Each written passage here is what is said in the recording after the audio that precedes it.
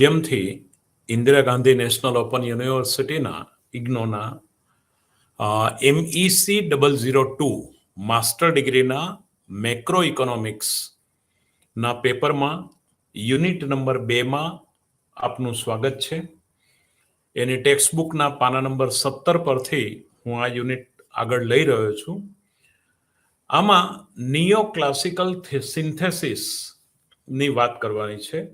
આપણે જાણીએ છીએ કે પ્રશિષ્ટ અર્થશાસ્ત્ર અને ત્યાર પછી નવપ્રશિષ્ટ, પછી કેઇન્સ અને પછી આધુનિક અર્થશાસ્ત્ર, એ રીતે આપણે વિભાગમાં સમગ્રલક્ષી અર્થશાસ્ત્રને જોઈ શકીએ છીએ.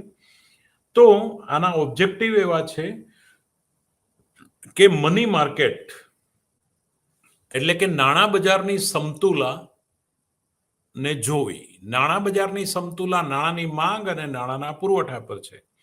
હવે આપણે જાણીએ છીએ કે નાણાંની માંગનો આધાર 3 બાબત પર છે: વિનિમય, સાવચેતી અને સટ્ટો. સટ્ટાકીય હેતુ માટે પણ નાણાંની માંગ થાય છે એવું પ્રોફેસર કેઇન્સે સૌ પ્રથમ દર્શાવ્યું હતું. એટલે મની માર્કેટ ઇક્વિલિબ્રિયમની વાત કરવાની છે.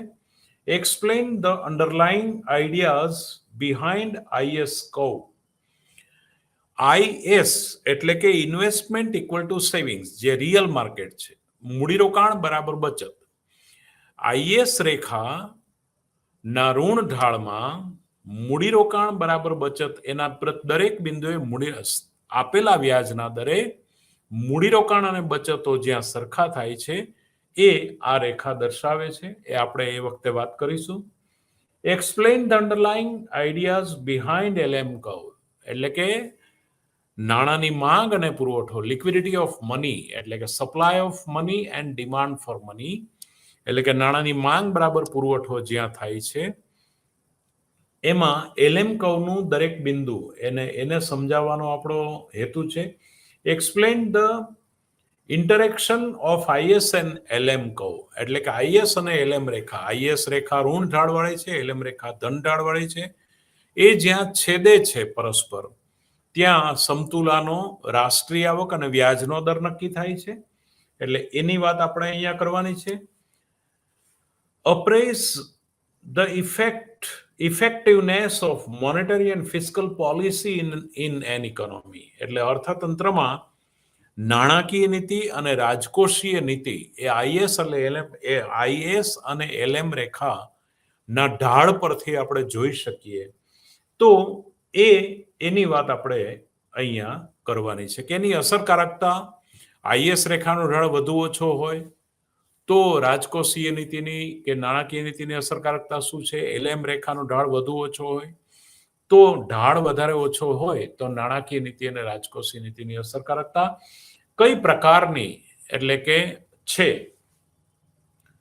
તો આપણે આગળના યુનિટમાં કેઇન્સિયન વ્યૂથી બધું જોયું હતું અને પ્રશિષ્ટ અર્થશાસ્ત્રમાં આપણે જોયું કે supply creates its own demand એટલે કે પુરવઠો સ્વયં તેની માંગ સર્જે છે. તો કેઇન્સની આપણે ગયા લેક્ચરમાં વાત કરી હતી કે કેઇન્સની મુખ્ય બાબત એ હતી કે પુરવઠો એની મેળે એની માંગ કરતો નથી, કારણ કે નાણાકીય આવકનો કેટલોક ભાગ બચતમાં જાય છે. વળી જે પ્રશિષ્ટ અર્થશાસ્ત્રમાં શેનો નિયમ, બજાર પુરવઠાના આધારે જો એટલી માંગ નહીં હોય તો એટલા રિસોર્સિસ બીજી દિશામાં ડાયવર્ટ થશે. એ રીતે પુરવઠો એની મેળે એની માંગ ઊભી કરશે.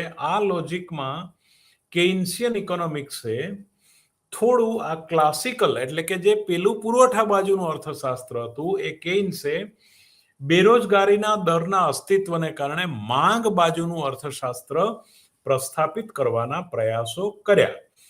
એટલે ક્લાસિકલ ઇકોનોમિસ્ટ જે છે એ according to them increase in money supply in an economy with output and employment levels unchanged એટલે કે નાણાંના પુરવઠાનો વધારો આવક અને રોજગારી એટલે કે રોજગારી અને ઉત્પાદનમાં વધારો નહીં કરે, પણ will translate into a proportionate increase in prices. એટલે આ બાબત જે છે એ એડજસ્ટમેન્ટ લાવવા માટે આપણે કેઇન્સનું સૂચન એવું હતું કે અસરકારક માંગમાં વધારો કરવો, અને એ અસરકારક માંગ એ કુલ વપરાશ વધવી જોઈએ, અને વપરાશ ત્યારે જ વધે કે જો અર્થતંત્રમાં રોજગારી વધે, અને રોજગારી ત્યારે વધે તો લોકોની આવકો વધે. અને એટલા માટે સરકારી મૂડીરોકાણનું આપણે લાસ્ટ લેક્ચરમાં વિસ્તૃત રીતે વાત કરી છે કે એનું મૂડીરોકાણનું મહત્વ છે. હવે સરકાર મૂડીરોકાણ કરશે તો એનાથી રોજગારી પર અસર થશે, એટલે મૂડીરોકાણ વિધેયને ત્યાં આગળ આપણે ઊભા રહી અને એનું સાયન્ટિફિક એનાલિસિસ આપણે કરવાનું થાય છે. આ ચેપ્ટરમાં આ કલાકમાં આપણે ઇન્વેસ્ટમેન્ટ ફંક્શનની વાત આપણે વિસ્તૃત રીતે કરવાની છે. તો કે મૂડીરોકાણ વિધેય જે છે, તો classical economists did not pay much attention to the increase in capital stock due to investment taking place in an economy. We know that investment results in an increase in the level of capital input. મૂડીરોકાણ વધારા તરફ પ્રશિષ્ટ અર્થશાસ્ત્રીઓએ બહુ ધ્યાન ન આપ્યું. એટલે કે in production process, ઉત્પાદનની પ્રક્રિયા, inputs are transformed to output with the help of technology. એટલે ટેકનોલોજીની મદદથી એ ટ્રાન્સફોર્મ થશે input. It is an important feature of capital input that is durable in nature, that is, does not get exhausted in a single use. However, certain depression to capital stock is involved when production takes place. એટલે કેટલીક મંદી આમાં અસર કરતી હોય છે, એનું પણ આપણે ચર્ચા કરી હતી. હવે investment take place in an economy because it provides certain returns to the investors and there is profit motive involved. એટલે કે નફાના ઉત્તેજન, નફાના પ્રોત્સાહનને કારણે મૂડીરોકાણકર્તા મૂડીરોકાણ કરે છે. Now, what is marginal product of capital? That is very important. MPK એનો આધાર મૂડીરોકાણ પર છે. The return to investment can be measured by marginal product of capital, which is defined in increase in output when capital stock increased by a single unit. ₹1 મૂડીરોકાણ વધારતા એનું વળતર કેટલું વધે છે, તો માઇક્રો ઇકોનોમિક્સમાં આપણે વધતા કદ મળતરનો નિયમ, ઘટતા કદ મળતરનો નિયમ, સ્થિર કદ મળતરનો નિયમ શીખ્યા. તો માર્જિનલ પ્રોડક્ટ ઓફ કેપિટલ ઉપર મૂડીરોકાણનો આધાર છે. સાયમલ્ટેનિયસલી એટલે એ જ રીતે business firms or household have to borrow paying certain rate of interest in order to undertake investment. હવે મૂડીરોકાણ કરવા માટે નિયોજક મૂડી તો ભાડેથી લે છે, મૂડીનું વ્યાજ ચૂકવે છે, એટલે બેંકોને વ્યાજ પણ ચૂકવવાનું છે. રિટર્ન ₹10 મળે ને વ્યાજ જો ₹7 ચૂકવવાનું થાય તો ₹3 નફા માટે મૂડીરોકાણ કરતા મૂડીરોકાણ વધારશે. એટલે વ્યાજનો દર જે છે એ મોસ્ટ ઇમ્પોર્ટન્ટ છે. વ્યાજનો દર જેમ વધે એમ માર્જિનલ પ્રોડક્ટ ઓફ કેપિટલ ઘટે છે, કારણ કે મૂડીનું મુખ્ય ખર્ચ વ્યાજ છે. એટલે વ્યાજ વધવાની સાથે મૂડી રોકાણ ઘટશે. એટલે there is a negative relationship between MPK and rate of interest. એટલે કે marginal product of capital, મૂડીની સીમાંત ઉત્પાદકતા અને વ્યાજના દર વચ્ચે વ્યસ્ત સંબંધ છે, આવું સ્પષ્ટ નિર્દેશી શકાય. તો આ વાતને આપણે જોઈએ તો in case when household or business firm do not require borrowing, implicit cost of the investment is the interest foregone. For example, if I construct a new house, ધારો કે હું નવું મકાન બનાવું છું, I have option to taking a loan from a bank on a condition that I repay a principal along with interest. Similarly, business firm undertake investment to produce goods and services. In doing so, that they take into account two factors. Number one, the return from investment, which is determined by MPK. એટલે કે marginal product of capital દ્વારા એ જે મૂડીરોકાણ કરે છે એનું વળતર નક્કી થાય છે, એક, અને બે, પ્રિવેલિંગ રેટ ઓફ ઇન્ટરેસ્ટ. વ્યાજનો દર જો વળતરના દર કરતા ઓછો હોય તો જ નિયોજક નવું મૂડીરોકાણ કરે, નહીં તો નહીં કરે. એટલે will be achieved when the rate of interest is equal to rate of return from investment. જ્યાં બંને સમતુલામાં આવશે ત્યાં ઇન્વેસ્ટમેન્ટની સમતુલા આવશે.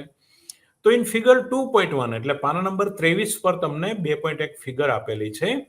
તો investment function as a downward sloping straight line, એટલે કે મૂડીરોકાણ અને વ્યાજના દર વચ્ચે વ્યસ્ત સંબંધ છે. માર્જિનલ પ્રોડક્ટ ઓફ કેપિટલ, અને જો અહીંયા વાય એક્સ ઉપર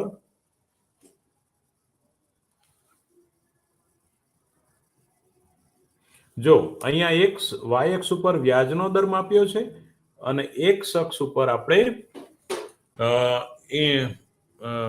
ઇન્વેસ્ટમેન્ટ મૂડીરોકાણ માપ્યું છે. એક્સ અક્ષ પર મૂડીરોકાણ લઈએ છીએ અને અહીંયા વ્યાજનો દર. તો જેમ જેમ મૂડીરોકાણ વધતું જાય એમ એમ વ્યાજનો દર ઘટતો જાય. અહીંયા આના કરતા અહીંયા વ્યાજનો દર ઓછો છે. આનાથી આટલું મૂડીરોકાણ વધ્યું, મૂડીરોકાણ I1 થી I2 વધ્યું, વ્યાજનો દર R1 થી R2 એટલે કે આટલો ઘટે છે. તો મૂડીરોકાણ વ્યાજનો દર ઘટે તો મૂડીરોકાણ વધે, વ્યાજનો દર વધે તો મૂડીરોકાણ ઘટે, કારણ કે મૂડીરોકાણ એ વ્યાજનો દર એ મૂડીરોકાણનો એક અગત્યનો ખર્ચ છે. તો R1 થી R2 ઘટે છે વ્યાજનો દર, ત્યારે I1 થી I2 મૂડીરોકાણ વધે છે. તો આપણે આ economists have found in it quite difficult to explain pattern of investment spending. There is a several econometric model to explain investment behavior and none of the models have been proved to be superior over others. એટલે econometric model કેટલાક આમાં છે. Now the accelerator model of investment showed that rate of investment depends upon changes in aggregate output. કુલ ઉત્પાદન જે છે એના બદલાવ સાથે મૂડીરોકાણનો આધાર કુલ ઉત્પાદન કેટલું વધે ઘટે છે એના ઉપર છે. It states for that desired level of capital stock in the economy is a constant function of output level, that is K is a H into Q. એટલે કે કેપિટલ ઇઝ એ ઉત્પાદનના કેટલાક ભાગનું H ના ગુણાંકમાં એ વધશે.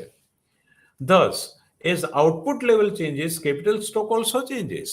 એટલે કુલ રાષ્ટ્રીય ઉત્પાદનનું લેવલ જો બદલે તો મૂડીનું પ્રમાણ બદલે. In period of increasing economic activity, when growth rate in GDP is higher, there is sense of security in minds of entrepreneur and they undertake investments. જો જીડીપી નો રેટ વધે એટલે કે ગ્રોસ ડોમેસ્ટિક પ્રોડક્ટ, જો વિકાસ દર કાચી આંતરિક પેદાશ વધે તો ઓટોમેટિક મૂડીરોકાણનું પ્રમાણ વધે છે. On the other hand, in period of recession, મંદીના સમયમાં, there is no much increase in investment. મૂડીરોકાણમાં વધારો થતો નથી. થશે investment only influence output, recall multiplier model. એટલે એના માટે ગુણકનું મોડેલ છે. It is influenced by the changes in output. એટલે કે ઉત્પાદનના ફેરફારોથી એ પ્રભાવિત થાય છે. The adjustment cost model states that firm undertake feasibility studies, machines analysis and financial arrangement before implementing as investment decision. એટલે કે મૂડીરોકાણના નિર્ણયમાં મશીનરી જે છે એ વધારવી કે નહીં એનો નિર્ણય ઉત્પાદન વધારવા સાથે ફાઇનાન્શિયલ એરેન્જમેન્ટ કરવાનું હોય છે એનું. એટલે secondly, there is cost involved in installation of now machinery, training of workers to operate the new technology and disruption of production change. એટલે કે ઉત્પાદનની જે સાંકળ છે એમાં હવે ધારો કે નવા મશીન દાખલ કરવાના છે તો મજૂરોને, શ્રમિકોને, એટલે વેતન કમાનારાઓ એ નવું મશીન ઓપરેટ કરી શકે એવા મળે છે કે કેમ, તો આ બધા ઉપર એનો આધાર છે. These costs are called adjustment cost. આને સમાયોજન ખર્ચ કહેવાય. તો નવું મૂડીરોકાણ કરવા માટે આ સમાયોજન ખર્ચનો પણ આપણે વિચાર કરીએ છીએ. તો done short period of time, ટૂંકા ગાળામાં. Thus firm make gradual changes in their capital stock even though the requirement is much higher. જો જરૂરિયાતો વધારે ઊંચી હોય, according to adjustment cost models of investment, there is always gap between desired level of capital stock and actual level of capital stock. એટલે કે ઈચ્છિત મૂડીનો જથ્થો કેટલો, મૂડીરોકાણ કેટલું થવું જોઈએ, ઈચ્છિત જથ્થો પૂર્ણ રોજગારી માટે, અને ખરેખર મૂડીનો જથ્થો જે રોકાણ પામે છે આ એડજસ્ટમેન્ટ કોસ્ટને કારણે, એની વચ્ચેનો ગેપ હોય છે. એટલે આ મૂડીરોકાણનો ગેપ હોય છે. Now demand for money and supply of money. પાના નંબર 24 પર હું નાણાંની માંગ અને પુરવઠાની બાબતને થોડી એ તરફ આપણે જોઈએ છે. મની ની ડેફિનેશન આપણે જોઈએ છીએ. That is M1, that is નાણાંની બહુ પ્રાથમિક વ્યાખ્યા જે છે કેશ પ્લસ ડિમાન્ડ ડિપોઝિટ, રોકડ વત્તા ચાલુ ખાતાની થાપણો. M2, that is cache plus demand deposit plus postal savings. એટલે કે રોકડ વત્તા ડિમાન્ડ ડિપોઝિટ, ચાલુ ખાતાની થાપણો પ્લસ પોસ્ટલ સેવિંગ્સને આપણે લઈએ છીએ. What is M3? M3 એ ફ્રીડમેનની આપેલી ઇન્ટરનેશનલ ડેફિનેશન છે મનીની, કે cash plus demand deposit plus time deposit. મુદતી થાપણો 3 મહિને આટલા ટકા વ્યાજ, 6 મહિને આટલા ટકા, 8 વર્ષ 7 મહિને બમણા. આ જે મુદતી થાપણો છે એટલે કે એટલા પૂરતું એ મની સપ્લાયમાં આપણે, કારણ કે જેવી રોકડતા ઘટે એમ મનીની વ્યાખ્યાથી એ દૂર જાય. તો what is the broadest international definition is M3, that is C plus DD plus TD. What is narrow definition of money is C plus DD.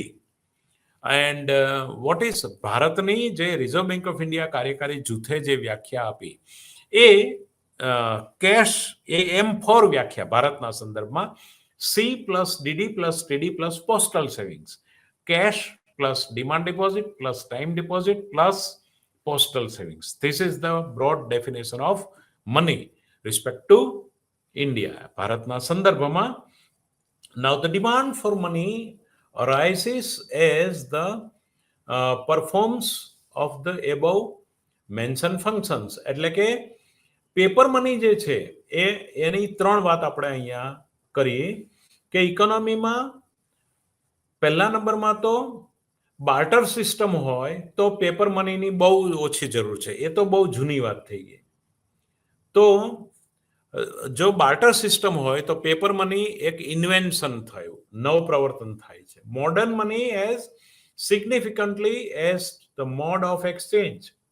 એટલે એક્સચેન્જ વિનિમયોનો મોડ બદલે છે. We can go market and buy and sell goods and services in exchange of for money. 500 રૂપિયા આપણે આપીએ છીએ અને બદલામાં 500 રૂપિયાની વસ્તુ લઈએ છીએ. નાઉ સેકન્ડલી, મની સર્વ as a unit of account in sense that the value of goods and services are measured in terms of money. એટલે નાણાંના માપદંડ દ્વારા આપણે માપીએ છીએ અને ગુડ્સ અને સર્વિસીસ ખરીદીએ છીએ. થર્ડલી, paper money although does not have any intrinsic value in the stored because it command certain purchasing power in the market. કારણ કે એ અમુક ખરીદ શક્તિનું પ્રતિનિધિત્વ કરે છે. હવે તો આપણે જો જાણીએ છીએ કે ઓનલાઈન પેમેન્ટ, જીપે, બરાબર, તો આપણે ઓનલાઈન પેમેન્ટ પણ કરીએ છીએ. તો now demand for money arise as it perform the above mention function. એટલે આ બધાના જે આપણે ઉલ્લેખ કર્યો એ નાણાંના કાર્યો, નાણાંનું મૂલ્ય, મુખ્ય કાર્ય વિનિમયના માધ્યમની સાથે એનું માપદંડ પણ છે.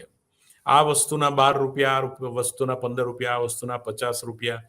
તો માપદંડ તરીકેનું કામ પણ એ કરે છે. Put more important on the medium of exchange money suggest that people demand for money as a required carry out transaction in the money market. એટલે કે લોકો વિનિમયો કરવા માટે નાણાંની માંગ કરે છે. આ એક આપણે આપણી આવકો કાં તો દર મહિને મેળવતા હોઈએ અથવા દર વીકમાં મેળવતા હોઈએ, while we make purchase in the routine manner, એટલે કે આપણે આપણી પ્રણાલિકાગત એને એ પદ્ધતિ પ્રમાણે આપણે નાણાંની માંગ કરીએ છીએ. Now precautionary demand for money depends upon the perception of person concerned with the respect to periodicity of income. હવે માણસ સાવચેતી માટે કેટલું નાણું માંગશે એનો અર્થ કે બે આવક વચ્ચે કેટલા સમયનો અંતર છે. જો દર મહિને પગાર થતો હશે તો સાવચેતી માટે ઓછું નાણું માંગશે. ખેડૂતની માફક દર વર્ષે જો એને ઉપજ આવે એ જ પગાર હોય, એ જ એનો વળતર હોય, એનો આવકનો સ્ત્રોત હોય, તો વર્ષ દાડો ચાલે એટલી નાણાંની માંગ કરશે સાવચેતી વિનિમય માટે. અને જો અઠવાડિયે પગાર મળતો હોય તો એનાથી ઓછી નાણાંની માંગ કરશે. એટલે નાણાંનો ટાઈમ ડ્યુરેશન કેટલો છે બે પેલી આવકના સ્ત્રોત વચ્ચે, એના આધાર પર પ્રિકોશનરી ડિમાન્ડ ફોર મની આધાર છે. Now stability in income and flow uncertain. વળી તમારી આવકની સ્થિરતા કેટલી છે. ખેડૂત હોય, બીજું વર્ષ ફગી જાય તો આ વર્ષે પણ એ બીજા વર્ષનો વિચાર કરીને થોડા પૈસા એની પાસે વધારે સ્પેર માગે, એટલે ડિમાન્ડ ફોર મની એની પાસે વધે. Now MD at a T level, we assume that MDT is constant proportion of total income. એટલે ટોટલ જે ઇન્કમ છે એનો અમુક ભાગ જે છે 10%, 20%, 30%, 50%, એનો આધાર આવકના બે આવકના સમય વચ્ચેનું અંતર. અને according to Keynes is speculative demand, MD એ પણ ઇમ્પોર્ટન્ટ છે. એમડીટી પ્લસ એમડી એ એટલે કે which is use largely for purchase of financial asset. કેટલીક નાણાકીય, ધારો કે અમુક શેરના ભાવ ગગડે તો સટ્ટો કરનાર માણસો એને ખરીદી લે અને જ્યારે એના ભાવ વધે ત્યારે એ વેચી દે. ખરીદવા હોય તો એના માટે પૈસા તો જોઈએ, મની રિક્વાયરમેન્ટ છે. તો આને સટ્ટાકીય હેતુ માટે નાણાંની માંગ કહેવાય. તો સટ્ટાકીય હેતુ માટે પણ નાણાંની માંગ થશે. તો એ moreover, if the inflation in the economy, then there is a decline in purchasing power. However, if we put it in the stock, there is a considerable risk involved. As stock prices vary, we lose part of our money when stock price decline. We can keep money in some fixed deposit or fixed income yielding asset, but in that case we have to compromise with liquidity in the sense that it may not be possible to get back cash immediately. જ્યારે આપણે નાણું રોકડ તરીકે માગીએ છીએ ત્યાર પછી નાણું કંઈક રોકાણ વાપરીએ અથવા તો એની એફડી કરીએ છીએ ત્યારે આપણને ખબર છે કે 2 વર્ષ માટે આ પૈસા મને મળવાના નથી. જો 2 વર્ષ માટે આ પૈસા મને મળવાના ના હોય તો એની એફડી કરીએ છીએ 2 વર્ષ માટે, 1 વર્ષ માટે, 8 વર્ષ, 7 મહિના માટે. ત્યારે આપણે લિક્વિડિટી ગુમાવીએ છીએ અને બદલામાં વળતરની અપેક્ષા રાખીએ છીએ. તો આનો પણ અમુક આર્થિક બિહેવિયર છે. એટલે કે લિક્વિડિટી આપણે ગુમાવીએ છીએ. લિક્વિડિટી સેન્સમાં આપણે ભલે આપણી આવક છે છતાં પણ લિક્વિડિટી ગુમાવીએ છીએ અને બદલામાં આપણે કેટલાક વળતરની અપેક્ષા રાખીએ છીએ કે રોકડ ગુમાવવાના વળતર તરીકે આપણે વ્યાજની અપેક્ષા રાખીએ છીએ. તો ક્લાસિકલ ઇકોનોમિસ્ટ આ બાબતે એવું કહેતા હતા કે ઇવન ઓફ લોનેબલ ફંડ એટલે કે ધિરાણ ભંડોળ જે છે એ સેવિંગ્સ અવેલેબલ ફોર ઇન્વેસ્ટમેન્ટ. એટલે કે બચત અને મૂડીરોકાણ, એટલે ધિરાણ ભંડોળ, બચત અને મૂડીરોકાણના આધારે વ્યાજનો દર નક્કી થાય છે. હવે આ વ્યાજનો દર કોણ નક્કી કરે? તો પ્રશિષ્ટ અર્થશાસ્ત્રીના મતે જો વાય અક્ષ પર તમે વ્યાજનો દર માપો અને એક્સ અક્ષ પર બચત અને મૂડીરોકાણ માપો તો વ્યાજના દરના વધવાની સાથે બચતનો દર વધે, વ્યાજના દરના વધવાની સાથે મૂડીરોકાણનો દર ઘટે. એટલે મૂડીરોકાણ અને બચત રેખા પરસ્પર જ્યાં છેદે ત્યાં વ્યાજનો દર નિર્ધારિત થાય. નિયોક્લાસિકલ એપ્રોચમાં એની એ વાત ધિરાણ ભંડોળ પર આવે છે કે ધિરાણ ભંડોળની માંગને અને વ્યાજના દરને ઋણ સંબંધ છે, ધિરાણ ભંડોળની માંગને અને પુરવઠાને ધન સંબંધ છે. એટલે ધિરાણ ભંડોળની માંગ અને પુરવઠો જ્યાં છેદે ત્યાં વ્યાજ દર નક્કી થાય. એની સામે કેન્સ શુદ્ધ નાણાકીય ઘટનામાં એવું માને છે કે નાણાંની માંગ અને પુરવઠો જ્યાં છેદે ત્યાં નાણાકીય પરિબળો દ્વારા વ્યાજનો દર નક્કી થાય.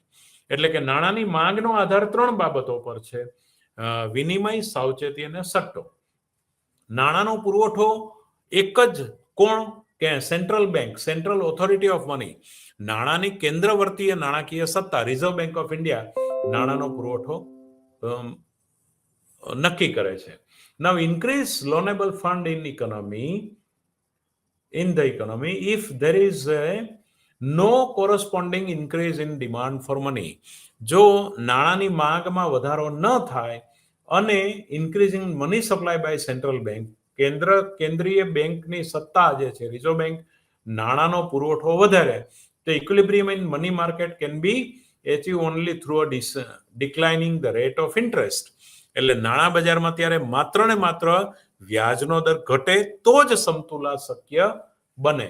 જો નાણાંની માંગમાં કોઈ ફેરફાર ન થાય અને જો પુરવઠો રિઝર્વ બેંક ઓફ ઇન્ડિયા વધારે, તો in fact the classical economist assuming flexibility in interest rate for relationship of equilibrium of money market.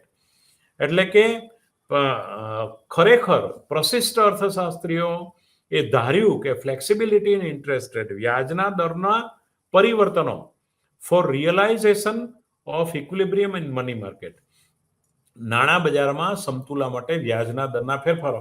એટલે હવે આપણે આ જે છે નિયો ક્લાસિકલ સિન્થેસિસ માં આપણે વાત કરશું તો નાણાંની માંગને આપણે એક અક્ષ પર માપીએ છીએ. અહીંયા પાના નંબર 25 પરની ફિગર હું તમને બતાવી રહ્યો છું કે નાણાંની માંગને આપણે એક અક્ષ પર માપીએ અને વ્યાજનો દર y અક્ષ પર માપીએ તો નાણાંની માંગ અને પુરવઠો વ્યાજના દરના ઘટાડાથી નાણાંની માંગ, વ્યાજનો દર જેમ જેમ ઘટે એમ નાણાંની માંગ વધશે. નાણાંની માંગને અને વ્યાજના દરને વ્યસ્ત સંબંધ હશે. કેમ? કારણ કે જો વ્યાજનો દર વધે તો લોકો વ્યાજ કમાવવા માટે નાણું હાથ પર વિનિમય સાવચેતી માટે ઓછું નાણું રાખે અને વધારે બેંકમાં મૂકે અથવા વધારે અસ્કયામત વ્યાજદાયી અસ્કયામતોમાં રોકાણ વધારે કરશે. એટલે નાણું પોતે હાથ પર ઓછું રાખશે. એટલે કે જેમ વ્યાજનો દર વધશે એમ નાણાંની માંગ ઘટશે અને જેમ વ્યાજનો દર ઘટશે એમ નાણાંની માંગ વધશે. કારણ કે વ્યાજ હવે સાવ નિગ્લિજિબલ, હાવ નોમિનલ વ્યાજ મળે અને એ પૈસા એમાં ખર્ચવા, એના કરતા હાલના તબક્કે માણસ પૈસા શા માટે કમાય છે? વપરાશ માટે. તો વાપરી નાખે ને, એટલે વ્યાજના દરને અને નાણાંની માંગને વ્યસ્ત સંબંધ છે. એટલે વ્યાજનો દર વધવાની સાથે જ નાણાંની માંગ વધશે. Now the precautionary and transaction demand for money may be fixed, important in income and depends upon. હવે આ ફિગર 2.2 માં આપણે જોઈ શકીએ. Now representing speculative demand for money becomes infinitive elastic, અનંતલક્ષી મૂલ્ય સાપેક્ષ છે when ratio of interest is low. હવે જ્યારે આ આકૃતિમાં એક જ વસ્તુ જોવા મળે છે કે R1 વ્યાજનો દર, આ ત્રુટક લાઈન દોરેલી છે, R1 વ્યાજના દર પછી જે છે નાણાંની માંગ રેખાને અનંત મૂલ્ય સાપેક્ષતા છે. એનો અર્થ કે આનથી નીચે વ્યાજનો દર તો પોસિબલ જ નથી. જો હોય તો નાણાંની માંગ અનંત થઈ જાય. લોકો વ્યાજદાયી અસ્કયામતોમાં કે મૂડીરોકાણમાં ખર્ચશે જ નહીં. એટલે અમુક વ્યાજના દરથી ઊંચો વ્યાજનો દર હશે ત્યારે જ મની માર્કેટમાં એમાં નેગેટિવ રિલેશનશિપ નાણાંની માંગ અને વ્યાજના દર વચ્ચે હશે. તો એ અનંત મૂલ્યલક્ષી થઈ જાય છે. એટલે R1 જે fix infinitive elasticity of demand for money જ્યાં આપણે આવે છે એને આપણે લિક્વિડિટી ટ્રેપ કહે છે. પ્રોફેસર કેન્સ એને તરલતા પિંજર કહે છે. એનાથી નીચે વ્યાજનો દર જશે તો બધું જ નાણું લોકો રોકડ તરીકે પોતાના હાથ પર માંગશે. The demand for money is becoming infinite. આ કેન્સનું એક મહત્વનું તારણ છે. તો વિદ્યાર્થી મિત્રો આમાં ધ્યાન રાખવા જેવું છે. તો આ વાત જે છે હવે એની વાત આપણે ઇક્વિલિબ્રિયમ, હવે આ મોનેટરી સેક્ટરમાં ડિમાન્ડ ફોર મની અને તમે જુઓ છો કે ડિમાન્ડ ફોર મની જે છે એના આપણે બે સમીકરણોની પણ વાત કરી, ફિશર અને કેમ્બ્રિજ. એમ ઇક્વલ ટુ પીકેઆર અને એમવી બરાબર પીટી. બેંક નાણાંને એડ કરો તો વિડેસ ઉમેરાશે, બરાબર. એમવી પ્લસ એમડેસ વિડેસ બરાબર પીટી. એટલે આ બેંક નાણાંને ઇન્વોલ્વ કરીએ તો equilibrium real sector IS curve, એટલે હવે આઈએસ કર્વ માટે એક સરસ મજાની હું તમને આકૃતિ બતાવું છું. એ પહેલા થોડું તમને રેફરન્સ આપું છું. 1.4 નંબર છે, પાના નંબર 27 પર એ ફિગરનો. તો પહેલા યુનિટમાં પણ આપણે જોયું કે સમતુલાનું ઉત્પાદન નક્કી કરવા માટે એગ્રીગેટ ડિમાન્ડ અને એગ્રીગેટ સપ્લાય એ બંનેનો રોલ છે. In the simple model aggregate demand AD equal to C plus I અને એગ્રીગેટ સપ્લાય એ સી પ્લસ એસ. તો એડી સી પ્લસ આઈ બરાબર સી પ્લસ એસ. એનો અર્થ કે સી સી વાય વાય સરખું છે તો આઈ બરાબર એસ. જ્યાં મૂડીરોકાણ બરાબર બચતો સરખા થાય ત્યાં વ્યાજનો દર નિર્ધારિત થશે. એટલે વ્યાજના દરના નિર્ધારણમાં મૂડીરોકાણ અને બચત જ્યાં જ્યાં સરખા થાય, અને મૂડીરોકાણ અને વ્યાજના દરને આપણે જાણીએ છીએ ઋણ સંબંધ છે, માટે આઈએસ કર્વના દરેક બિંદુને નેગેટિવ સ્લોપ હશે એવી વાત અહીંયા આપણે પહેલી કરીએ છીએ. તો ફિગર 2.1 અને ફિગર 2.3 એટલે કે આગળની જે ફિગર મેં ગયા લેક્ચરમાં કરી હતી અને હવેની જે ફિગર એ બંનેને સાથે દોરું તો investment depends upon the rate of interest, એટલે કે મૂડીરોકાણ વ્યાજના દર ઉપર આધારિત છે. હવે તમે આમાં જોઈ શકશો કે પાના નંબર 27 પર હું આ વાત કરીશ. પેજ નંબર 27 પર વાય અક્ષ પર આપણે સેવિંગ્સ, બચતો અને મૂડીરોકાણ માપીએ છીએ. વાય અક્ષ ઉપર બચત અને મૂડીરોકાણ છે, એક્સ અક્ષ ઉપર રાષ્ટ્રીય આવક છે. તો અહીંયા ઋણ ઢાળથી ચાલુ થાય છે, અહીંથી ચાલુ થાય છે. અહીંયા એક ફિક્સ આપણે માપેલું છે કે I1 મૂડીરોકાણ રેખા છે. I ફિક્સ મૂડીરોકાણ રેખા છે એક્સ અક્ષને સમાંતર. અને બચતો શરૂઆતમાં ઋણ હતી, પછી શૂન્ય બચત થાય છે અને ત્યાર પછી બચતો વધતી જાય છે. તો બચત અને મૂડીરોકાણ આ બિંદુએ સરખા થાય છે, બચત અને મૂડીરોકાણ અહીંયા સરખા થાય છે, એટલું રાષ્ટ્રીય આવક નિર્ધારિત થાય છે અહીંયા. તો Y1 રાષ્ટ્રીય આવકે I બરાબર S. હવે રાષ્ટ્રીય આવક વધે ક્યારે? રાષ્ટ્રીય આવક ક્યારે વધશે? કે જો મૂડીરોકાણ વધશે. મૂડીરોકાણ વધે એટલે બહુ દેખીતું છે કે વ્યાજનો દર વધશે. એટલે મૂડીરોકાણ વધે છે, મૂડીરોકાણ અને વ્યાજના દરને ઋણ સંબંધ છે. જો વ્યાજનો દર વધે તો મૂડીરોકાણ ઘટે, પણ મૂડીરોકાણ વધે છે એનો અર્થ કે વ્યાજનો દર ઘટે છે. તો I બરાબર S. The only change here is that we measured in investment on x-axis. x-axis પર આપણે મૂડીરોકાણને માપીએ અને the opposite direction, the further a point to left from the origin, higher is the investment level of investment. એટલે કે opposite ડિરેક્શનમાં એ મૂડીરોકાણનું પ્રમાણ વધે છે. Investment આપણે મૂડીરોકાણ એક્સ એક્સિસ પર માપીએ, મૂડીરોકાણનું પ્રમાણ વધે છે. ઇન ધ થર્ડ ક્વોડ્રાન્ટ, એટલે કે જો પહેલું ચરણ, બીજું ચરણ, ત્રીજું ચરણ અને ચોથું ચરણ, 4 ચરણ છે. જુઓ અહીંયા O થી I આ મૂડીરોકાણ છે એક્સ એક્સિસ પર, આ O થી S, O થી Y. અહીંયા રાષ્ટ્રીય આવક માપી છે, અહીંયા મૂડીરોકાણ માપ્યું છે. એક્સ એક્સિસ પર મૂડીરોકાણ છે, એક્સ એક્સિસ પર પોઝિટિવ સાઈડમાં. જો આ પ્રથમ ચરણ, બીજું ચરણ, ત્રીજું ચરણ, ચોથું ચરણ, 4 ચરણ હોય છે. એમાં પ્રથમ ચરણમાં મૂડીરોકાણ અને આ R વાય અક્ષ પર આપણે વ્યાજનો દર માપેલો છે. વાય અક્ષ પર આખો વ્યાજનો દર માપેલો છે. આટલામાં મૂડીરોકાણ છે, આ ચરણમાં, પહેલા અને ચોથામાં, બીજા અને ત્રીજા ચરણમાં, અહીંયા આપણે શું માપ્યું છે? રાષ્ટ્રીય આવક માપી છે. તો મૂડીરોકાણ અને વ્યાજના દર વચ્ચે વ્યસ્ત સંબંધ છે, માટે ઋણ ઢાળવાળી છે રેખા. અહીંયા આ ઋણ ઢાળવાળી છે.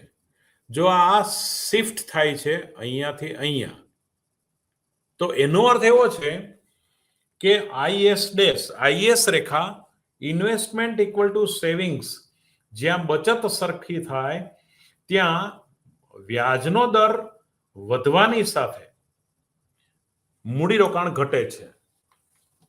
બરાબર, પણ વ્યાજનો દર વધવાની સાથે બચતો વધે છે. એટલે આઈએસ કર્વ જે છે, જો એસ રેખા જે છે, અહીંયા રાષ્ટ્રીય આવક વધવાની સાથે બચતો, આ એસ રેખા અહીંથી ચાલુ કરીને આમ જાય છે. વાય વધવાની, આ વાય છે, એક્સ અક્ષ પર વાય, આ રાષ્ટ્રીય આવક વધે. કેમ? બચતો વધે છે, રાષ્ટ્રીય આવક વધે છે. ફરીવાર, બચતો વધે છે, રાષ્ટ્રીય આવક વધે છે. વ્યાજનો દર, બચતો વધવાની સાથે, પણ એની સાથે વ્યાજનો દર, અહીંયા જોજો, અહીંયા શું થશે? -1 -2, એટલે આ બાજુ આર, આ બાજુ એસ માપેલો છે, આ બાજુ એસ માપેલો છે. એટલે આ રેખા અહીંયા આમ થાય છે. એનો અર્થ કે એસ જે છે એ વધે છે. ક્યારે? રાષ્ટ્રીય આવક બચતો વધશે, એની સાથે રાષ્ટ્રીય આવક વધશે. તો રાષ્ટ્રીય આવક અને બચતને સંબંધ છે, બચતો વધવાની સાથે રાષ્ટ્રીય આવક પણ વધશે. અને આઈએસ દરેક મૂડીરોકાણના બિંદુએ આ બચતો વધવાની સાથે રાષ્ટ્રીય આવક પણ વધે છે.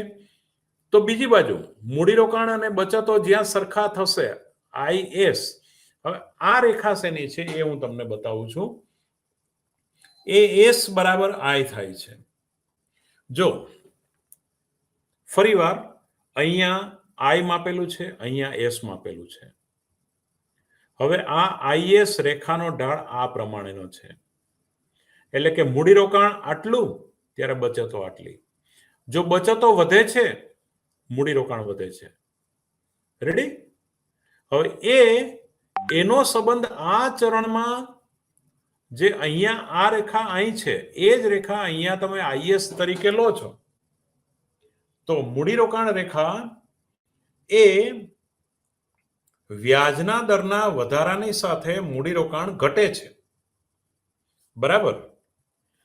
વ્યાજનો દર આટલો છે, મૂડીરોકાણ આટલું છે. વ્યાજનો દર વધ્યો, મૂડીરોકાણ ઘટ્યું. બચતો વધવાથી રાષ્ટ્રીય આવક વધે, બચતો વધે, રાષ્ટ્રીય આવક વધે, આમ. પણ વ્યાજનો દર વધે, મૂડીરોકાણ ઘટે છે. એટલે રોટેશન આખું આવું થશે. અને અહીંયા જે છે, આ એસ રેખા છે, બચત રેખા, આ એસ બરાબર આઈ. આ અહીંયા આગળ આપણે એસ માપેલું છે ને અહીંયા આગળ આઈ માપેલું છે.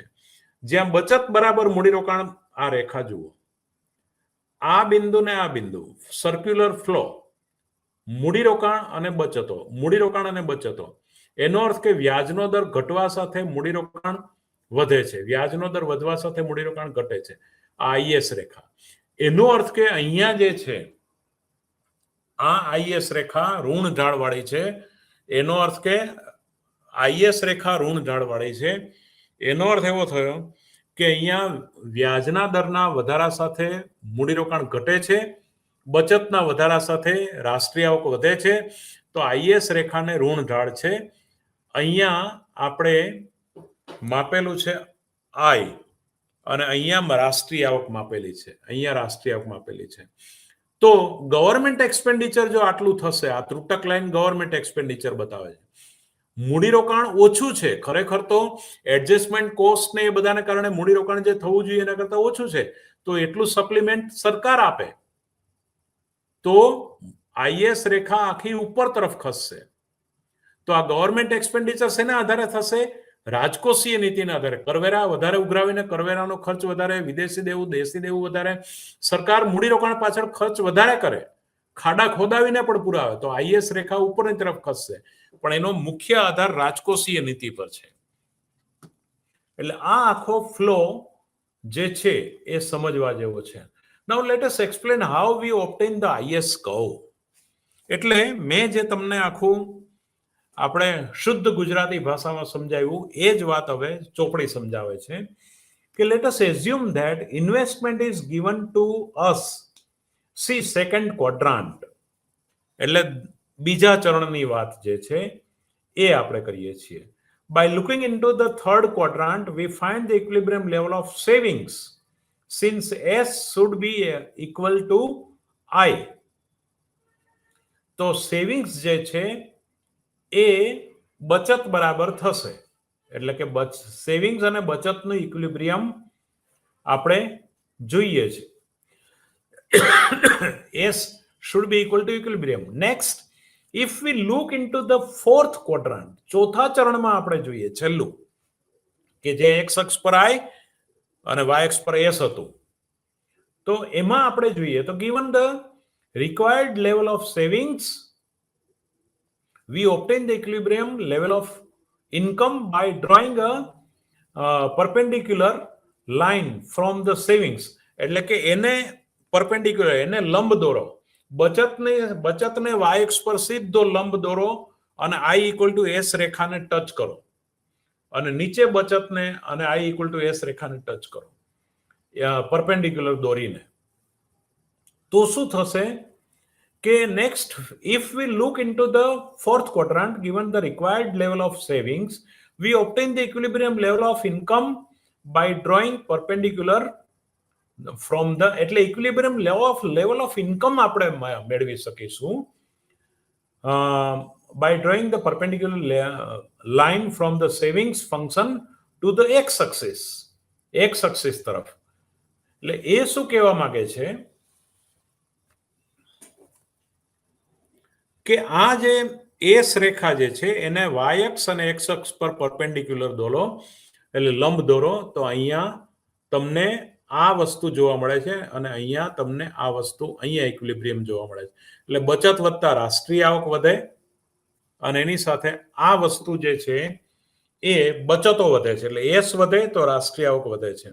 પણ એ જ વસ્તુ તમે અહીંયા એસ ઇક્વલ ટુ I, તો બચત વધવા સાથે રાષ્ટ્રીય આવક વધે છે, તો ઇક્વિલિબ્રિયમ લેવલ ઓફ આઉટપુટ, એટલે કે જો રાષ્ટ્રીય આવક વધારવી હોય તો બચત બરાબર મૂડીરોકાણ વધારવું જોઈએ, બચત અને મૂડીરોકાણ વધારવું જોઈએ. Thus, every point on the IS curve represent equilibrium level of income and interest rate. એટલે કે દરેક IS રેખાનું દરેક બિંદુ વ્યાજના દર અને રાષ્ટ્રીય આવકની સમતુલા બતાવે છે. એટલે કે રાષ્ટ્રીય આવક વધે તો બચત બરાબર મૂડીરોકાણ, બચત બરાબર મૂડીરોકાણ, એ તમે જો તમારે વધારવું હોય તો આઈએસ રેખા પર તમારે દૂર ખસવું પડે, નીચેની તરફ આવવું પડે. એટલે આઈએસ રેખા જે છે બચતો વધારવી પડે, એનો અર્થ કે. અને માટે આઈએસ રેખાનો ઢાળ ઋણ હોય. આઈએસ રેખાનો ઢાળ ઋણ કેમ છે? કારણ કે બચત મૂડીરોકાણ તમે વધારો અને બચતો વધે એટલે રાષ્ટ્રીય આવક વધે. એટલે દેખીતું છે કે by combining different level of investment and savings, we decide IS curve. Thus, every point on IS curve represent equilibrium level of income and interest rate. When there is a change in the level of investment, there is a whole sequence of change. The required level of savings will change. એટલે કે મૂડીરોકાણ બદલે જો મૂડીરોકાણ વધારવું હોય તો તમારે બચતોનો દર વધારવો પડે. Now required level of income will change, તો પછી એ તમારું required level of income will change, એ બદલે છે. An implication of IS curve is the goods market. Savings, investment equal to savings શેનું પ્રતિનિધિત્વ કરે છે? વસ્તુ બજાર અને સેવા બજાર, એટલે કે રિયલ સેક્ટરનું પ્રતિનિધિત્વ કરે છે. can be at equilibrium in the any combination of lower interest rate and higher income or a higher interest rate and lower income. કોઈ પણ કોમ્બિનેશન તમે લઈએ તો એ રિયલ માર્કેટનું પ્રતિનિધિત્વ કરે છે. નાઉ the equilibrium in money sector, LM કહો. વિદ્યાર્થી મિત્રો બહુ જ ઇન્ટરેસ્ટેડ આખી વાત હવે નાણાં બજારની દ્રષ્ટિએ આપણે જોવા પ્રયત્ન કરીએ છીએ.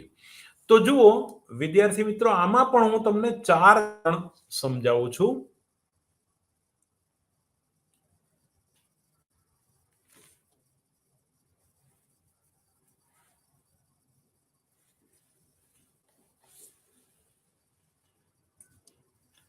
એમાં આ નાણાં બજારમાં અહીંયા આપણે વ્યાજનો દર માપીએ છીએ અને અહીંયા રાષ્ટ્રીય આવક માપીએ છીએ. બરાબર. હવે હમણાં તમે, હું જે રીતે તમને, પહેલા તમે આ આકૃતિનો સ્ક્રીનશોટ લઈ લો.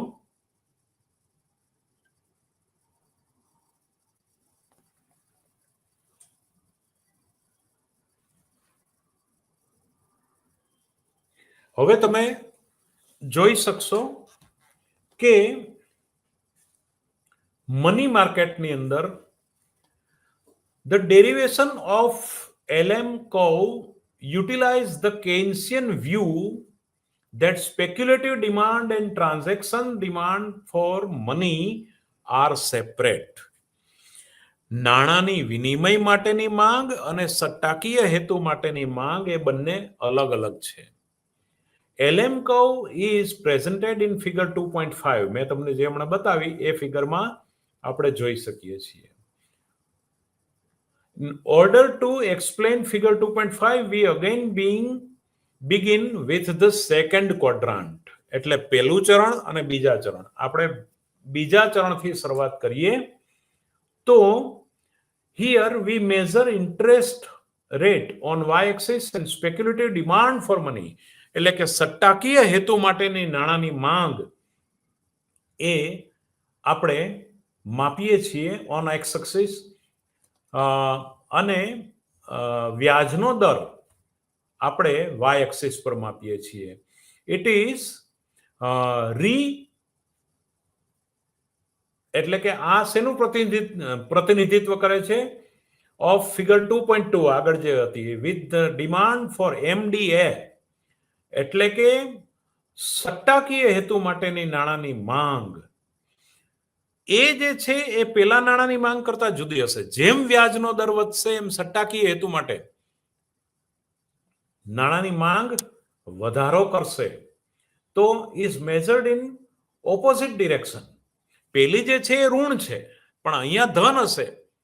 જેમ શેર બજારનો આજે વ્યાજનો દર આટલો હોય, 5% હોય કે રિટર્ન 5% મળે છે, પછી 6% થાય, 7% થાય, મને અપેક્ષા થાય કે આવતીકાલે 10% થશે, તો હું સટ્ટાકીય હેતુ માટેની નાણાંની માંગ વધારું.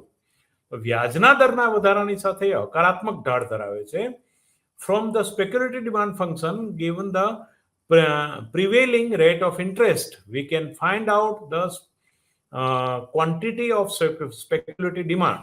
The third quadrant shows that equilibrium in money market can achieve when demand for money is equal to supply of money. એટલે નાણાંની માંગ અને નાણાંનો પુરવઠો જ્યાં સરખો થશે ત્યાં જો.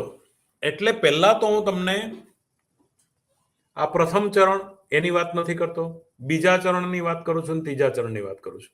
બીજા ચરણમાં જેમ જેમ વ્યાજનો દર વધે છે એમ સટ્ટાકીય હેતુ માટેની નાણાંની માંગ વધે છે. એક્સ અક્ષ પર સટ્ટાકીય હેતુ માટેની નાણાંની માંગ માપી છે અને વાય અક્ષ પર વ્યાજનો દર માપ્યો છે. વ્યાજના દરના વધારાની સાથે સટ્ટાકીય હેતુ માટેની નાણાંની માંગ પણ વધે છે.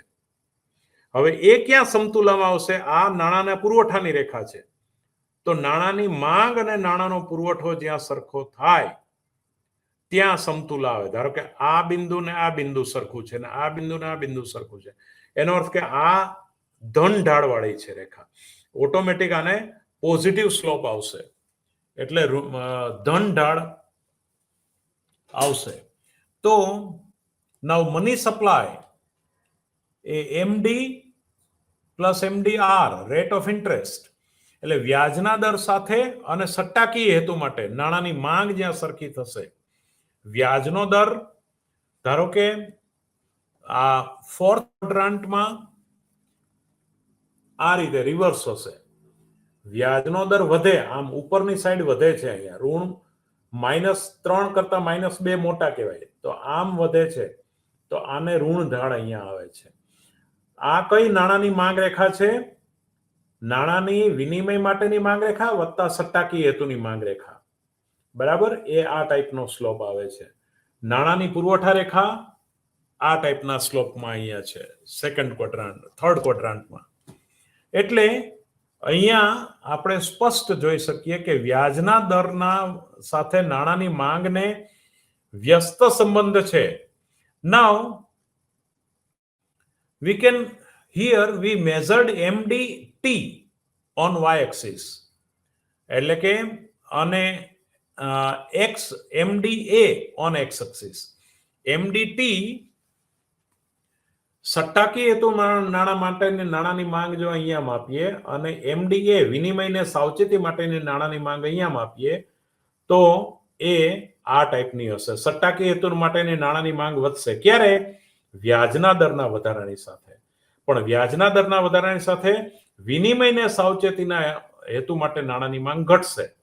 તો એ અહીંયા આપણે આ ક્વોડ્રન્ટમાં માપીએ છીએ. નાઉ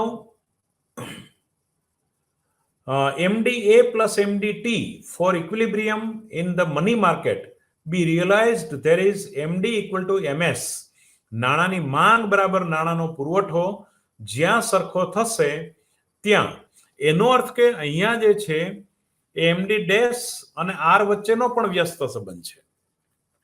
અહીંયા R અને MD ડેશ વચ્ચેનો, અને MD ડેશ જે છે MD plus MDT plus MDA વિનિમયને સાવચેતીનો આ ઋણ ઢાળ છે, એના પરિણામ રૂપે આ આપણે મેળવીએ છીએ. એટલે હવે આપણે એને આગળ જોઈએ કે for equilibrium in the money market to be realized, that is MD equal to MS, demand for money equal to supply of money. હવે supply of money વધે છે તો demand for money પણ વધે છે. We have drawn a straight line which touches on y-axis at MDT, એટલે કે MDT આગળ એ y-axis ને ટચ કરે છે, અને since MDA equal to 0 at that point, એટલે y-axis ને જ્યાં ટચ કરે છે એ વખતે MDT વિનિમયને સાવચેતી માટેની નાણાંની માંગ શૂન્ય છે. જો એ રીતે આપણે જોઈએ તો if rate of interest is low, more money is demand for speculative purposes. એટલે કે જો વ્યાજનો દર જેમ ઓછો હશે એમ સટ્ટાકીય હેતુ માટેની નાણાંની માંગ વધારે હશે. બહુ દેખીતું છે કે વ્યાજનો દર ઓછો છે તો અત્યારે નાણાંની માંગ નવા શેરો ખરીદવા તરફ લોકોની હશે. જેમ વ્યાજનો દર વધશે એમ શેર ખરીદવા માટેની નાણાંની માંગ ઘટશે. એટલે કે દેખીતું છે the higher level of MDT correspond the higher level of Y. એટલે કે એ જે છે એ સટ્ટાકીય હેતુ માટેની નાણાંની માંગ જે છે એ વધશે તો રાષ્ટ્રીય આવક પણ એની સાથે વધે છે. This behavior is represented in straight line of fourth quadrant. એટલે કે ચોથા ક્વોડ્રન્ટમાં આપણે જે લાઈન બતાવી છે એના દ્વારા આપણે જોઈ શકીએ છીએ. Now in the first quadrant LM curve given which is upward sloping, ઉપરની દિશા તરફ જાય, along y axis we measured the rate of interest while income is measured on x axis. આવકને આપણે x અક્ષ પર માપી હતી અને એ વખતે આપણે આ આકૃતિ. Remember that each point on LM curve represent equilibrium of money market. LM રેખાનું દરેક બિંદુ નાણાં બજારની સમતુલાને માપે છે. LM રેખાનું દરેક બિંદુ નાણાં બજારની સમતુલાને માપે છે. એટલે કે જ્યાં નાણાંની માંગ બરાબર પુરવઠો થાય છે ત્યાં નાણાં બજારની સમતુલા LM રેખા માપે છે. Now remember that, okay, an implication of the LM curve is that, એટલે કે આ LM કર્વનું શું વાત છે કે money market equilibrium combines lower R with lower Y. નીચા વ્યાજના દર સાથે રાષ્ટ્રીય આવકનો નીચો દર રહેશે and higher R with higher Y. નાણાંની માંગ બરાબર પુરવઠો, માંગ બરાબર પુરવઠો જેમ વધશે, સટ્ટાકી હેતુ માટે નાણાંની માંગ વધશે, તો વ્યાજના દર વધારાની સાથે રાષ્ટ્રીય આવકનો પણ વધારો થશે. એટલે કે lower Y, lower R with lower Y and higher R with higher Y, higher rate of interest with higher national income. એટલે કે આ જે એલએમ રેખા જે છે એ આપણે આ રીતે દર્શાવી શકીશું, જ્યાં નાણાંની માંગ અને પુરવઠો એટલે કે હકારાત્મક ઢાળ, વ્યાજનો દરના વધારા સાથે નાણાંની માંગ પુરવઠો વધશે. એટલે કે જો રાષ્ટ્રીય આવક વધારવો હોય તો સટ્ટાકીય હેતુ માટેની નાણાંની માંગ વધશે, તો ધીમે ધીમે મૂડીરોકાણ અને બચતો વધશે. એટલે synthesis of real and monetary sector એટલે કે નાણાકીય ક્ષેત્ર અને વાસ્તવિક ક્ષેત્ર, ગુડ્સ એન્ડ સર્વિસ માર્કેટનું, એ બંને જ્યાં સરખા થશે ત્યાં આપણે નાણાં બજાર અને વસ્તુ બજારની સમતુલા માપી શકીશું. એટલે કે IS curve and LM curve page number 30 પર આઈએસ એલએમ રેખાને હું જનરલ બતાવવા પ્રયત્ન કરું તો આ રીતે આ ઋણ ઢાળવાળી આઈએસ રેખા, ધન ઢાળવાળી એલએમ રેખા, કેમ એને ધન ઢાળ છે, કેમ એને ઋણ ઢાળ છે, આખા લેક્ચરમાં આપણે ચર્ચા કરી. તો એ જ્યાં સમતુલામાં આવે, ધારો કે ગવર્મેન્ટ એક્સપેન્ડિચર દ્વારા આ રીતે આટલું ઉપર આઈએસ રેખા ખસેડવામાં આવે તો એટલી રાષ્ટ્રીય આવક વધે છે, એટલા વ્યાજના દરના વધારા સાથે. એ જ રીતે એલએમ રેખા પણ જો એટલી વધશે તો એ રીતે એટલો પણ વ્યાજનો દર અને રાષ્ટ્રીય આવકમાં વધારો થશે. તો આને આપણે વ્યવસ્થિત આખું મોડેલ જે છે આઈએસ ડેશ અને એલએમ ડેશ એને આપણે સમજવાના પ્રયત્નો કરીએ એકદમ વ્યવસ્થિત. નાઉ લેટ અસ કમ્બાઇન આઈએસ અને એલએમ કર્વ. એ આકૃતિ સમજતા પહેલા હવે એ કમ્બાઇન જે કરવાનું છે એ આપણી પાસે માત્ર 3 મિનિટ જ બાકી છે અને આખું મોડેલ આપણે મેળવવું કેવી રીતે એ વાત તો આપણે કરી, પણ મેળવ્યા પછી હું આવતા લેક્ચરમાં આપણે ફટાફટ બહુ જ ઝડપથી આપણે આઈએસએલએમ કેવી રીતે મેળવાય છે એનું 5 જ મિનિટમાં ચર્ચા કરી અને પછી સીધું આઈએસએલએમની ઇક્વિલિબ્રિયમ પોઈન્ટ એટલે કે સમતુલા બિંદુની ચર્ચા હું કરીશ. પણ એ સમજવા માટે આપણે આઈએસ અને એલએમ રેખા કેવી રીતે મેળવાય છે એ ખાસ તમારે આ જે વિડિયો લેક્ચર છે એ પહેલા સાંભળી અને પછી તમે synthesis of real and money માર્કેટની વાત સાંભળી શકશો. તો ઇન્ટિગ્રેશન એનું જે કરવાનું છે એ ફિગર 2.6 મેં જે અત્યારે તમને બતાવી એમાં વાયએક્સ પર કેપિટલ આર એટલે કે વ્યાજનો દર, સર્વસામાન્ય વ્યાજનો દર, અને એક્સ અક્ષ પર વાય એટલે કે રાષ્ટ્રીય આવક અને વ્યાજના દરના ચલનથી વસ્તુ બજાર અને વસ્તુ બજાર એટલે કે વાસ્તવિક આઈએસ રેખા અને એલએમ રેખાના ઇક્વિલિબ્રિયમની વાત હું કરીશ. તો એ પણ તમે બરાબર સાંભળજો ને. એના માટે 2 પોલિસી છે, એક તો મોનેટરી પોલિસી અને બીજી ફિસ્કલ પોલિસી. વિદ્યાર્થી મિત્રો, આઈએસએલએમ સિન્થેસિસ જે છે, આઈએસએલએમ મોડેલ જે છે એ ખરેખર બહુ જ ઇમ્પોર્ટન્ટ છે, ખરેખર બહુ જ અગત્યનું છે અને એ સમજવા જેવું છે. એનાથી હિક્સ અને હેન્સને આ પ્રશિષ્ટ અને જે કેઇન્સ એના તર્કોને જોડી અને અર્થતંત્રની સર્વસામાન્ય સમતુલા સમજાવવા માટેનો આ એક બહુ જ ઉમદા પ્રયત્ન કર્યો છે. આને તમે જેટલું ઊંડી રીતે સમજો એટલું તમને આમાં મજા આવે. આ વિડિયો લેક્ચર્સ જેટલું તમે વધારે વખત સાંભળશો એટલી વખત મેક્રો ઇકોનોમિક સ્ટેબિલિટી એટલે કે ઇક્વિલિબ્રિયમ પોઈન્ટ ને તમે વધારે સારી રીતે સમજી શકશો અને એને સરળતાથી એ તમારા મગજમાં આવશે. તો કેઇન્સિયન અને ક્લાસિકલ અર્થશાસ્ત્ર એ બંનેના જોડાણ દ્વારા કેવી રીતે આપણે આઈએસએલએમ રેખાના સિન્થેસિસ દ્વારા, એટલે કે આમાં પછી નાણાકીય નીતિ અગત્યની કે રાજકોષીય નીતિ? કારણ કે પછી ફ્રીડમેન ટ્વિસ્ટમાં એવી વાત આવી કે only and only money is important, માત્ર ને માત્ર નાણું અગત્યનું છે. પેલી બાજુ રાજકોષીય નીતિનું મહત્વ હતું કેન્સ અને કેન્સવાદીઓમાં, એ પેલું ફ્રીડમેન વળી પાછું નાણાવાદને લાવે છે. તો નાણાવાદ અને રાજકોષીય નીતિ એ બંનેને કેવી રીતે ઇક્વિલિબ્રિયમ પોઈન્ટમાં હાઉ ટુ એપ્લાય, એ કેવી રીતે છે આઈએસએલએમના સિન્થેસિસ દ્વારા પોલિસી મેકર તરીકે તમે જસ્ટિફાઈ કરી શકો. આનો જે મહત્વનો ભાગ છે, એકદમ અગત્યનો ભાગ, એ આપણે 22 તારીખના લેક્ચરમાં યુટ્યુબમાં ખૂબ સુંદર રીતે શરૂઆતમાં 5 મિનિટમાં આનું રિવિઝન કરી અને પછી એ લેવા પ્રયાસ કરીશું. વિદ્યાર્થી મિત્રો, આઈએસએલએમ રેખાને મેં આઈએસએલએમ મોડેલને જે બનતો ન્યાય આપવા પ્રયાસ કર્યો છે. આમાં કંઈ પણ ક્ષતિ રહી ગઈ હોય તો દરગુજર કરજો, ક્ષમ્ય ગણશો. આભાર. Thank you.